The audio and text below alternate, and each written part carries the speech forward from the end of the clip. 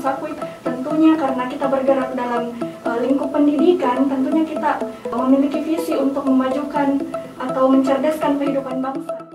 Sobat Harum yang berbahagia, yuk bergabung bersama kami di New Harum Channel yang informatif, edukatif, dan inovatif. Caranya gampang banget, tinggal klik tombol subscribe dan aktifin loncengnya, biar nggak ketinggalan video terbaru dari kami. Jangan lupa untuk like, komen, share, dan ikuti perkembangan media sosial New Harum. Assalamualaikum warahmatullahi wabarakatuh. Jumpa lagi dengan saya Farah di New Harum Channel. Pada kesempatan kali ini kita berada di segmen Bincang Komunitas, di mana pada hari ini bintang tamu kami dari Guru untuk Bangsaku. Ya, oke. Perkenalkan, nama saya Muhammad Kadri. Saya dari komunitas Guru untuk Bangsaku. Jabatan saya itu selaku Ketua Umum Guru untuk Bangsaku. Nah, di samping kader. Iya, jadi perkenalkan, nama saya Rati Erwin. Jadi di komunitas Guru untuk Bangsaku, saya selaku Sekretaris Umum periode 2021-2022. Oke, terima kasih Rati dan Kadri. Pertama-tama saya mau tahu sejarah awal terbentuknya komunitas Guru untuk Bangsaku ini terbentuk dari kapan dan bagaimana sehingga komunitas ini ada dan lahir di tengah masyarakat. Ya, jadi Guru untuk Bangsaku itu lahir pada tanggal 16 Mei 2018.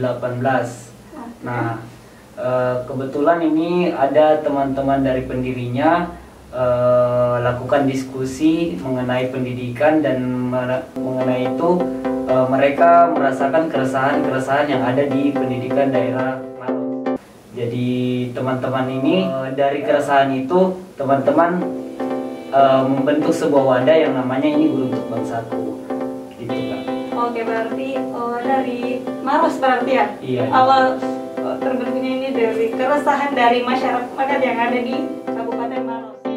Nah, oke. Setelah itu saya mau tahu visi misi dari komunitas Guru untuk Bangsaku ini. Jadi kalau berbicara terkait visi komunitas Guru untuk Bangsaku itu Kak, juga tentunya karena kita bergerak dalam lingkup pendidikan, tentunya kita memiliki visi untuk memajukan atau mencerdaskan kehidupan bangsa, seperti itu. Kemudian misi yang kami lakukan untuk mencapai visi tersebut, tentunya kita lakukan pengajaran-pengajaran di daerah pelosok, di wilayah binaan, yang nantinya itu kita harapkan bisa menjadi lebih maju lagi pendidikannya, seperti itu. Oke, baik sekali. Dari visi misi dari komunitas Guru untuk Bangsaku ini, respon dari masyarakat terhadap komunitas Anda sendiri itu seperti apa? Jadi respon dari masyarakat itu pas kita lakukan binaan di lokasi tersebut itu ini warga yang ada di daerah tersebut itu menyambut dengan baik kita. Dan alhamdulillah ini selama masyarakat menyambut kita dengan baik, kita sudah membangunkan di situ sekolah untuk anak-anak, karena di sana kan sekolahnya itu masih tidak ada. Ya, masih di bawah kolong, jadi kita buatkan sekolah, dan kita juga membantu adik-adik untuk belajar bersama teman-teman relawan, seperti itu. Oke, membantu dan mengajar adik-adik yang sedang membutuhkan bantuan dari komunitas Guru untuk Bangsaku. Kriteria pengajar dari Guru untuk Bangsaku ini kan, jadi kalau terkait kriteria, sebenarnya di sini kita lebih kepada orang yang mau dan punya niat baik untuk sama-sama memajukan pendidikan, seperti itu Kak. Kemudian ketika sudah ada niat baik, kita punya program TOV atau Training of Volunteer. Nah, di situ nanti ada kakak-kakak memang yang bertugas untuk memberikan materi bagaimana cara mendidik atau mengajar di daerah pelosok. Jadi sehingga teman-teman ketika sudah punya niat baik, nah di situ kita sudah mampu memberikan pengajaran ke teman-teman atau pelatihan sebelum turun langsung ke pelosok mengajar adik-adik. Jadi begitu. Oh, berarti pengajarnya ini dari komunitas Anda sendiri berarti? Iya. Apa kendala yang Anda hadapi ketika turun langsung ke lapangan terhadap masyarakat itu sendiri yang membutuhkan bantuan? Sebenarnya sih dilihat dari pengalaman yang kita lakukan itu, kendala yang kita alami itu sebenarnya dari teman-teman sumber dayanya. Jadi ini kalau komunitas itu kan kita tidak terlalu memaksa teman-teman untuk hadir, tidak perlu memaksa untuk hadir setiap hari gitu.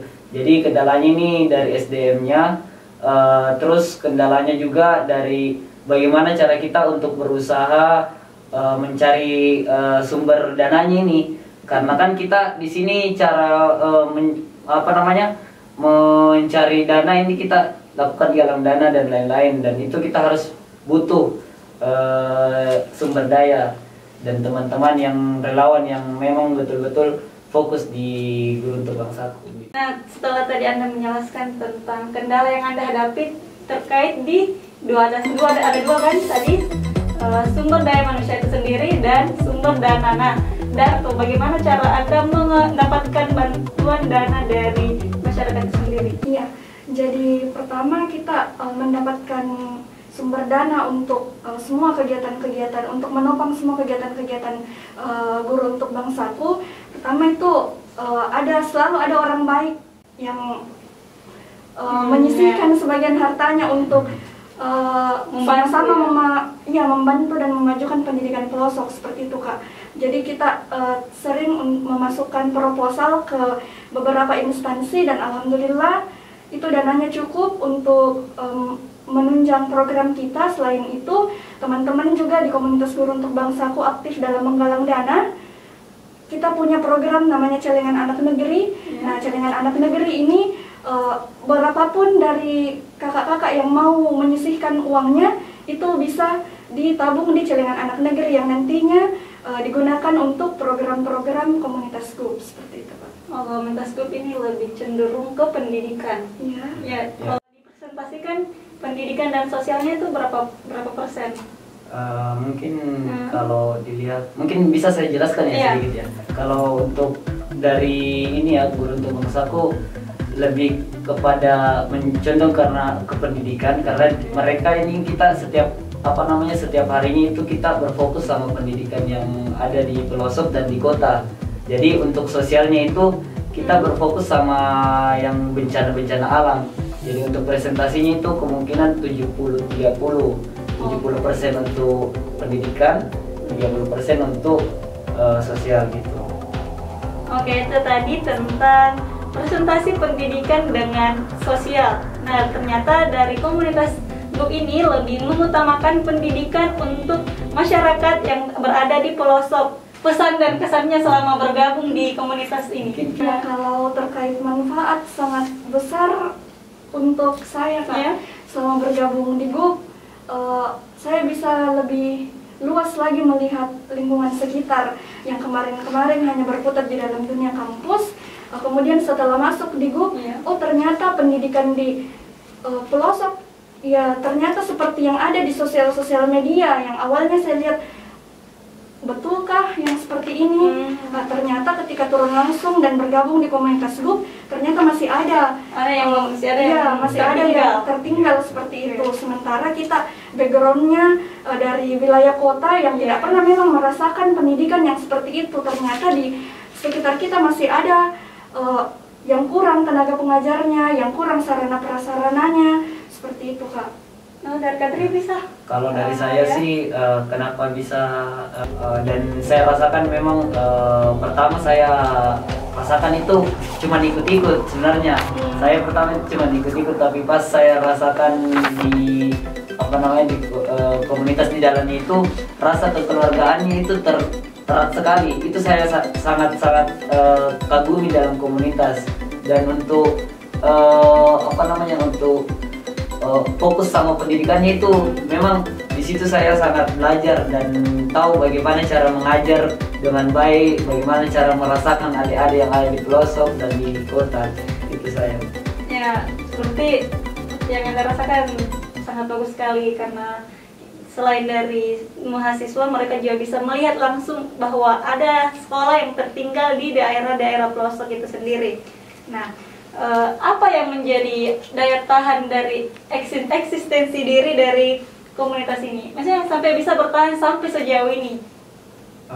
Mungkin Ya? dari saya saya kalau tipsnya tuh ya gitu. dari kami kalau selama ini bertahan Iya. guru untuk bangsaku itu tadi kembali lagi sama yang tadi saya jelaskan.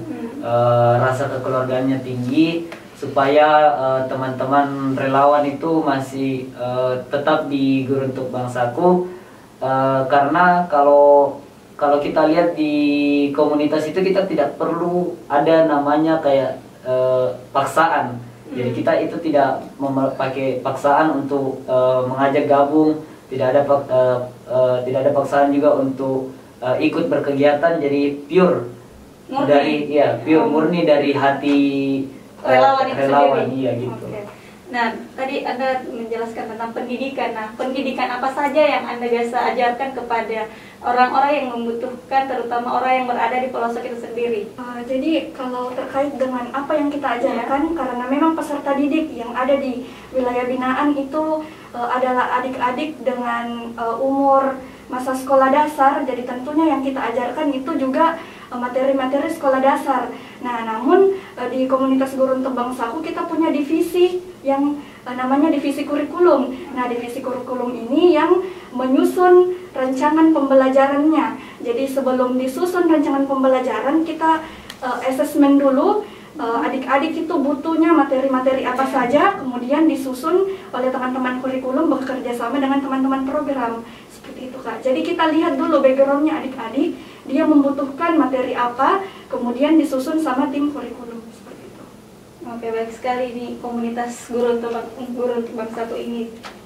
Oke, yang terakhir itu tantangan sendiri yang Anda rasakan selama turun langsung ke lapangan, silahkan. Ya, mungkin apa namanya, tantangan atau ininya yang paling berkesan Ya, yang paling berkesan yang masih melekat di kepala Anda. Dari saya itu dari komunitas guru untuk bangsaku itu yang paling berkesan itu yang ada di daerah Tompo Bulu, Oke. Kampung Patiro, Dusun Makmur, Desa Buntumanurung. Di situ itu lokasi binaan guru untuk bangsaku yang saya rasa yang saya rasa di situ anak-anaknya memang membutuhkan sekali pendidikan yang layak, karena mereka di situ bahkan tidak pernah diajar sama sekali sama gurunya, dia tidak bersekolah gitu. Jadi kami di situ datang dan saya rasa kayak mencabik-cabik dirasa di hati kita gitu, karena kita kan notabene-nya kita dapat pendidikan. Terus anak-anaknya di sana itu tidak dapat, jadi kita di sana sangat berkesan gitu. Oh, ternyata masih ada sekolah atau daerah yang tertinggal, itu Kabupaten Maros, di mana masih ada satu desa yang tertinggal pelajaran untuk mereka yang membutuhkan pelajaran yang semestinya mereka dapatkan.